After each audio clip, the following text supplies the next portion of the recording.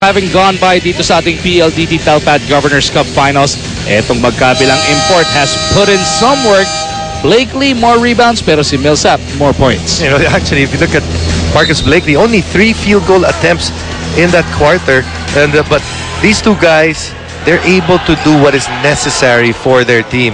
You see, Marcus Blakely, yes, sabi mo 6 points lang, but the 4 rebounds is actually what kept his team in the game in that first quarter. But on the other hand, Elijah Millsap was just destroying the pick and roll defense of San McCoffey.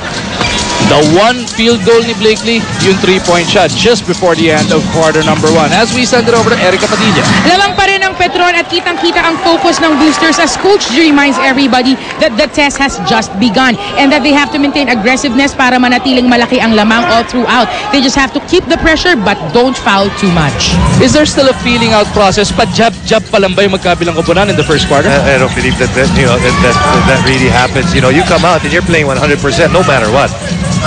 23-18 ang nasa ating talaan. Ito yung binabanggit ni Erica. Gustong dagdagan ng Petron ng kanilang kalamangan. Lassiter buries that long too. Petron continues to shoot very well in this game. They're shooting right now at 60%.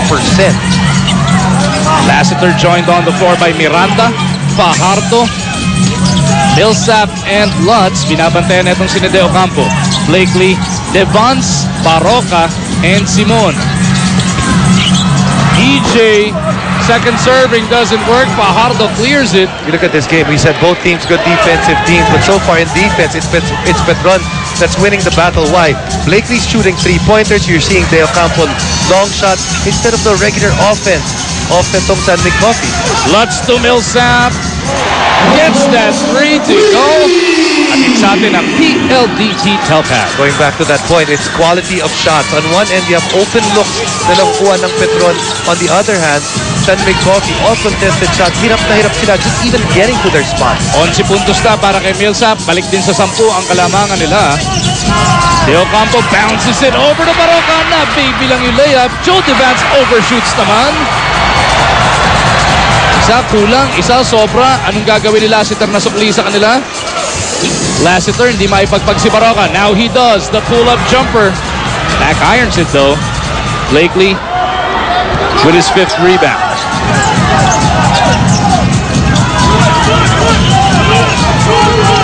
JDB has Lutz extending out on him. Up and under, off balance, no good. Lutz for the board. Good idea on the part of Joe Devance. Try to post up Chris Lutz, but just good help on the part of Gunmar Fajardo is going to get called for the offensive foul. Napuestoan siya doon ni Yancy De Ocampo. The rookie whistled for that foul. Second personal yan para dito kay Junmar. As Coach G has some concern here, wanting to talk things over with his boys. Timeout requested. 30-second variety ang hiniling dito ng Petron.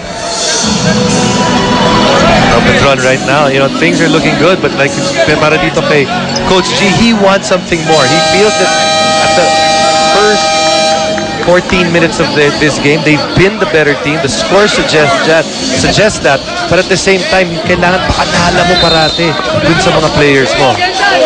So it's 28 para sa Petron, 18 para dito sa San Mig. As we thank our radio partners, 90.7 Love Radio, 101.1 Yes FM, 96.3 Easy Rock, at ang DZSR 918 AM Sports Radio. So just 2 minutes and change into this second quarter. Lamang pa ng 10 ang Petron, pero niya binanggit mo, no? Coach G, they're still fine-tuning what they're doing.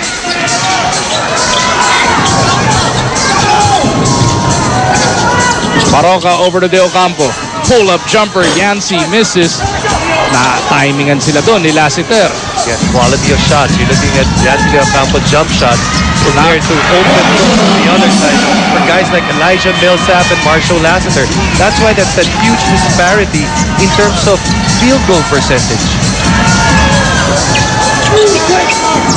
San Mig back down by 12. Binawasan ni Devance ng dalawa. Miranda with the leather. Lutz lalabas para tumanggap. Simon right on top of it. Lassiter moving without the leather. He's got a mismatch kontra kay Baroka. Now they go to the post. Lassiter kontra Mark. Pull-up jumper. Matalas nga lang. Baroka for the board. Yancy and Junmar battling for position. Yancy touches it to Blakely for the jam. One thing that Yancy De Ocampo can do is that he's a very good passer, especially at that mid-post. Realizing na nalibre doon si Marcus Blakely, and Blakely getting an easy one there. First basket of the second quarter para dito kay Marcus. He's got 8 in total. He gets the tap. Baroka gets it back over to him. Blakely, nakita pa si PJ. And Sandvik is off on the run. Petron seeing their lead cut to 6, sues for time.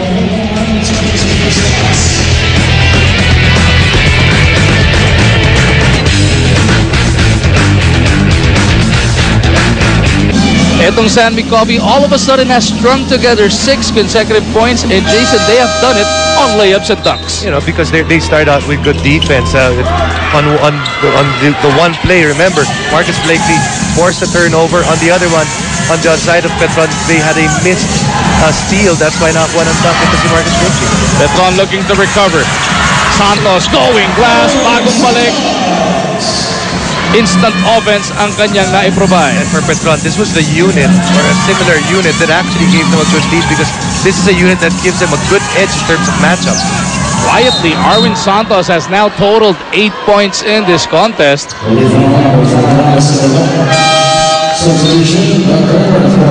Kramer coming back para dito kay Junmar Fajardo. 14 na segundo na titira sa shot clock ng Sandvik Coffee. Malyari tatanggap, kalaban niya ngayon si Cabagnon. Malyari going to De Ocampo. Kramer on him. 6 to shoot for the blue shirts. Blakely crossover on Kramer. Blakely gets the looper. And he's starting to take over, and Marcus Blakely is taking over on the defensive side, forcing turnovers, and he's also scoring for his team. Cabagnon feeling the pressure coming from Malyari. Looking for that pick from Santos. Arwin slides, puts it on the floor. Cabagnon has 5 to work with. Couldn't pull the trigger. He turns it over. Blakely against 2, all the way to the hole. And all of a sudden, this Petron side has strung up turnovers, which has led to layups and dunk shots. Baba na sa 4 ang abante rito ng Petron. Biggest lead was 13. It was 12 just moments ago at 30-18. Bola na balik na naman sa Sandvik. PJ pucks it up. Arwin breaks it up. Ayaw ibigay yung alley-oop dito kay Blakely. 4-on-4 as Santos and Blakely are in the backcourt. Millsap against Devons. Millsap lost his dribble. Where will he go? Gets it out over to Lassiter. Marshall looking for Kramer. Ball is taken away. Malyari to PJ. Simon, naipit ng defenders, kaya ilalabas muna ang bola sa kanyang point guard. Yancy at the post, looking to attack. Etong si Doug. Yancy for the pull-up. No, Millsap board. For a guy that hasn't played much, especially in the semifinals and even in the elimination, Yancy's put up a lot of shots today. Halfway mark na tayo ng ating second quarter. Millsap tatanggap. Looking for Cabagnon. Cabagnon pops out of that baseline. Alex on the run. Gets it to Santos. The baseline jumper is good. That baseline jumper is working so well para dito kay Arwin Santos sa laro na to. He's just right there in a spot that's near enough to, or far enough to make the defense actually, make it difficult for the defense to actually come out. 3 for 3 na siya from that right baseline. He's got a total of 10 points. Yancy with a jump hook. Doesn't work. Yancy gets his own board. Feeding Blakely. Offensive rebounds and turnovers. Those are the two things na ginagamit ngayon ng Sandvik Coffee to try to get the lead away from Petron. Millsap to Arwin. Pulls up from top. No go. Devon's on the run. PJ with him on the left. Lassiter trying to keep in front. Meron ng foul on the reach-in. Well, he's going to call a 30-second timeout. The offensive rebounder here, Yancy De Ocampo, doing a good job. And again, another assist, another dunk para kay Marcus Blakely. Sa Mall of Asia Arena sa pagpapatuloy ng ating pagtudok dito sa PLDT Talpad Governors Cup Finals. Mag-umargin po kasama natin si Jason Webb. Game number 1 po ito ng best of 7. Petron still leading San Mig pero 4 na puntos na lamang. At sa puntong ito, merong balita sa atin si Erica Padilla. Meron daw iniindang minor pain si Chico Lañete sa kanyang kaliwang hita, kaya naman hindi pa natin siya nakikita sa court. But he confirmed na ready naman daw siyang maglaro. Kaya daw labanan ang sakit. Balik sa inyo. Thank you, Erica. Kaya naman pala nauna si Denong Miranda sa rotation ng Jason. And you know, it's very difficult for a coach or very frustrating that you actually have to change how you run yung substitution pattern mo. Lalo na if you have been having a lot of success. PJ Simon getting away from Tubid. Baba na sa dalawa ang abante ng Petron. This is the closest San Mig has come since the opening moments of this game. Arwin, the floater doesn't work. Kramer battling for it. Pingris with the rebound. Taken away by Cabagnot. Finding Arwin for the 2-point. And there, bad turnover. You know, you turn the ball over before you cross the midcourt line. Usually, you might as well have given 2 points to the other team. Malyari. Hingi ng pick kay Rivas na bagong pasok. Malyari is in trouble. Kicks it over papunta kay Simon. 6 to shoot. PJ off the fadeaway. He's key. You know, Peter Jun Simon has not had a good conference, and that's putting it mildly. But then, you know, once he gets hot, you know, this is a guy that can really light it up for his team. PJ Simon averaging just over 8 points per contest dito sa Governor's Cup. But you know, you look at PJ Simon, this is a guy that usually averages close to 50% from the field. This conference, only 40% and only 14% from the 3-point line. Talagang inaalat ang shooting ni PJ. Pero sa gabing ito, nakaka-6 na puntos na siya and all of them were impact points. Tubid wanting to return the favor. Turnaround jumper niya, no good. Devons with a running rebound. Now it's the defense of San Mig Coffee that's dictating things. Bakit? Puro one-on-one ngayon ang Petron, and that has led to good transition para dito sa San Mig Coffee. Tabla na naman ang ating labanan. Third deadlock to. Huli tayo nagtabla was at 4-all. Mahigit 3 minuto na lang natitira sa ating first half. Again, look at this set. It's taken so long before they start the set. It's down to 10 seconds bago sila nagsimula ng ofensiva nila. Millsap with a pull-up. No, Kramer keeps it alive. Santos fakes the pass. Petron will reset this attack. Millsap waiting for that pick. They go to the corner. 2 feet for 3. Couldn't send it home. Pagkakataon ng San Mig, bawiin ang kalamangan. Ang problema, ill-advised. Ang lakas ng pasa. Regardless, it was an ill-advised pass because even if the ball went to Mark Fingers, there were already 2 guys, 2 Petron players there na nandun sa ilalim. Sometimes you're just still too greedy out there on the court. You want to score fast. You want to be able to continue that momentum. And because you become greedy, tuloy nawawala po yung bola sa inyo. Fajardo nagbalik para sa Petron. Para naman sa San Mig, Blakely and James Yap back on the floor. Millsap spinning baseline. Forced to adjust dahil kay Rivas. Jumar crashes to the floor. Yap takes that leather away. And the defense of San Mig Coffee has really tightened up dito sa second quarter. Ito yung ginamit nilang unforgiving defense kontra sa Meralco as we hit the 2-minute warning ng ating first half. 2 free throws parating para dito kay Blakely. Here's the difference in terms of defense here in the first quarter and the second quarter. In the first quarter, 23 points ang binigay ng San Mig Coffee sa Petron. In this quarter, they've only given up 13. As Coach Chot Reyes looks on. Hindi naman sapatos ni Coach Chot, ha? Blue na blue, pero hindi lang siya may blue shoe sa araw na to.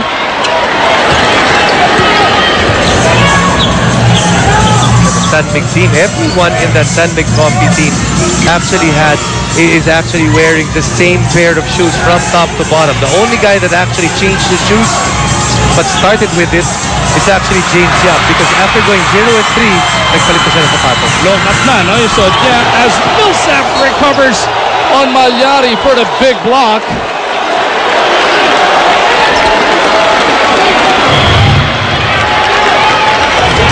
Marcus Blakely, you might say he's the best defensive import, but Elijah Millsap is not far behind. Preston defensive stop of the game yan. Brought to us by Preston Brake Fluid for superior braking action and safety. Sigurado, nasa mabuti kang kamay. Santos all the way. Bulagta dyan si Blakely. Santos gets the 2 points. You gotta love these two teams. Why? When there's a turnover, they make the opposing teams pay because they run out and then get layups but nagkaka-turnover ang kalaban. Petron protecting their hold of the lead. Yap forced to give it up. Ingris with a one-hander, doesn't work. Millsap for the board. Elijah on the move. Blakely from behind. Napunta nga lang dito kay Kabagdut yung bola. Now Fajardo looking to test etong si Rivas. Junmar gives it up. Elijah for 3. Bang! Atin sa atin yan ang PLDT Telpad. 16 points para kay Elijah Millsap already. And again, started out getting the ball to inside to Junmar Fajardo, then getting it out. 5-0 run mula sa Petron just when Sandvik caught up with them. Rivas to Malyari. They go to Yap kontra Tubin. James faking that spin, fading away. Doesn't work. Tabagnot pushes it up. Tabagnot stop and pop. In and out. Blakely para sa rebound. What a defensive quarter for both teams. Both teams played very well defensively, but look at the fouls. Nothing on one end, only 2 on the other. Both teams, in general, all conference long, play good defense without fouls. Slight differential between spark clock and shot clock. Blakely's got 3. Blakely dropping it off to Rivas. Puto pa rin inabot. Arwin Santos not aware of the time. And that'll do it for the first 24 minutes of action. 41-36 ang Petron makakapagbaon ng 5 puntos na kalamangan, powered by the Spider-Man Arwin Santos. Big game James Yap, inaabangan pa ng Sandvik Planet and their faithful. Titignan natin anong kanyang gagawin mamaya sa second half.